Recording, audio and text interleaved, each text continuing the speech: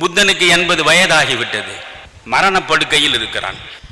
இன்னும் சிறிது நேரத்தில் அவன் செத்து விடுவான் என்பது அவனுடைய அணுக்கச் சீடன் ஆனந்தனுக்கு தெரிகிறது. ஊ என்று ஆனந்தன் அழ ஆரம்பித்து விட்டான். 45 ஆண்டு காலம் புத்தனோடே பீகார், உத்தரப்பிரதேசம், மத்திய பிரதேசம் என்று இன்று இருக்கக்கூடிய அந்த மாநிலங்கள் முழுவதும் நடந்தவன். 45 ஆண்டுகள் புத்தனுடைய உறவினன், புத்தனுடைய அணுக்கச் சீடன் அவன். இப்பொழுது புத்தன் சாக போகிறான். ஆனந்தன் புத்தனை பார்த்து அழுகிறான். புத்தன் சொன்னான், ஆனந்தா, 45 ஆண்டுகள் என்னோடு இருந்திருக்கிறாய், இன்னமுமா வாழ்வு உனக்கு புரியவில்லை? பிறப்பு என்ற ஒன்று இருந்தால் இறப்பு என்பது நிச்சயம் வரும், அது தவிர்க்க முடியாதது.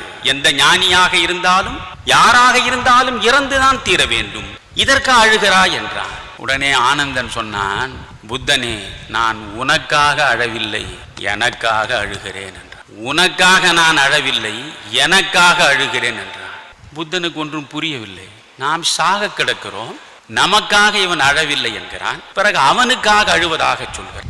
ஏன் உனக்காக அழுகிறாய் என்று கேட்டான். உடனே ஆனந்தன் சொன்னான், 45 ஆண்டுகள் உன்னோடு தொடர்ந்து நடந்தேன். எத்தனையோ இடங்களில் பல்லாயிரக்கணக்கான மக்களுக்கு நீ ஞானம் போதித்தாய். உன் பக்கத்தில் இருந்துதான் நான் கேட்டுக்கொண்டிருந்தேன். நீ உயிரோடு இருந்து வழங்கிய ஞானத்தை பெற முடியாத நான், நீ இறந்த பின்னாலா ஞானியாக போகிறேன்? இதை நினைக்கிற பொழுதே எனக்கு அழுகை வருகிறது என்றான்.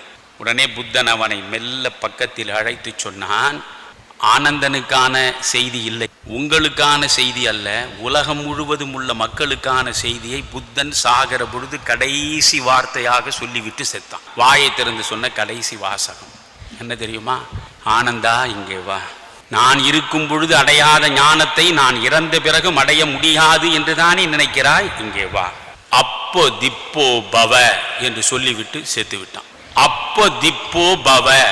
புத்தன் பாலி மொழியில் பேசியவன். பாலி மொழியில் அப்போ திப்போ பவ என்றால் என்ன பொருள் தெரியுமா? உனக்கு நீயே அடைக்கலம், உனக்கு நீயே சரணாலயம், உனக்கு நீயே புகலிடம்.